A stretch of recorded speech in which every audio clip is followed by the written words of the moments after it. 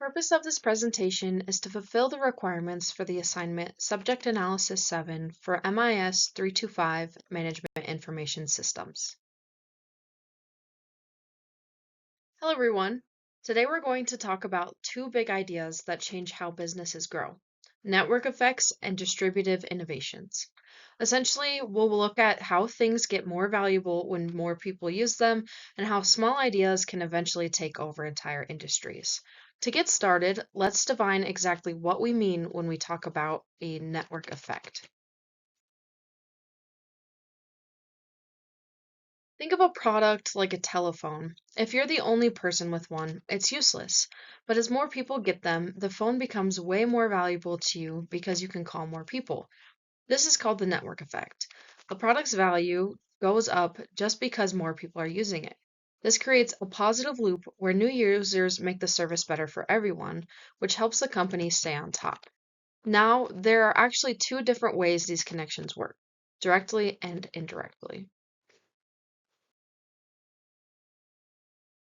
Direct is simple.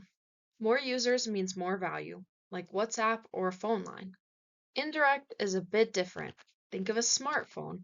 As more people buy the phone, developers want to make more apps for it. These extra apps then make the phone even better for you. Understanding these two types helps companies plan how to grow their tech ecosystems. We see these effects everywhere, from the very first tech networks to the apps we use today. In the past, the telephone was the best example of this growth.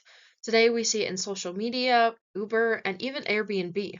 These companies grow so fast because every new driver, host, or friend who joins the app makes more useful for the rest of us.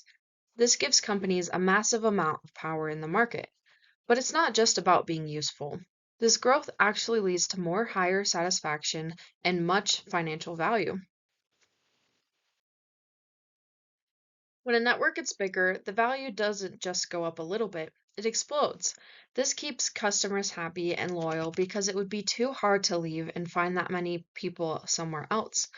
Because of this stickiness, platforms with strong networks can be worth 3 times more than their competitors. This creates a massive moat around a business, making it very hard for new competitors to get in.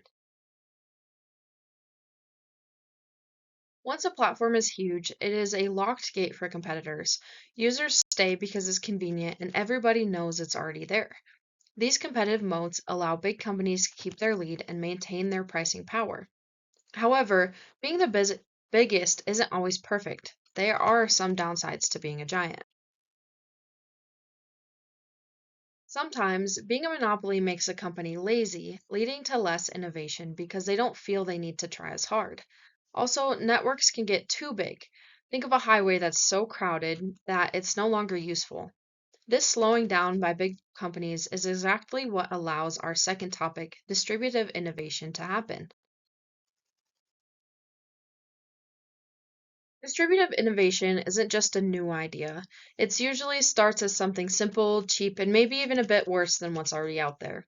Because it's so affordable, it attracts people who were being ignored by the big guys. Eventually, it improves and starts taking over the whole industry. To understand this better, we have to look at the difference between making a product better versus making it different.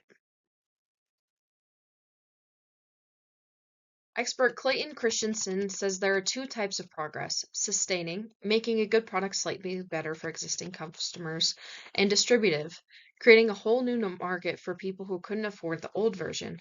Big companies often fail because they react too late to these cheap little competitors until it's too late. Let's look at some famous examples of this in action. Netflix distributed movie rentals by moving from DVDs to streaming. Uber changed how we travel by using our phones to find rides. Personal computers took computing away from giant office machines and put it in everyone's home. In all these cases, the old companies were surprised by how fast things changed. These changes happen even faster when the new idea uses a network effect to grow. When a distributive idea like Uber also has a network effect, more drivers equals more riders. It spreads like wildfire. It allows a small startup to scale up so quickly they become the dominant leader before the old companies can even blink. This often leads to a winner takes all situation. So, how do businesses survive this? Big companies need to stay agile and partner with small innovators instead of ignoring them. New companies should find a small niche market and use network effects to grow as fast as possible. Both need to think about the whole ecosystem to win. In the end, the most successful businesses are those who understand how to connect people and stay ahead of the big change. By leveraging network effects and staying open to distribution, companies can shape the market's future. Thank you for joining me today.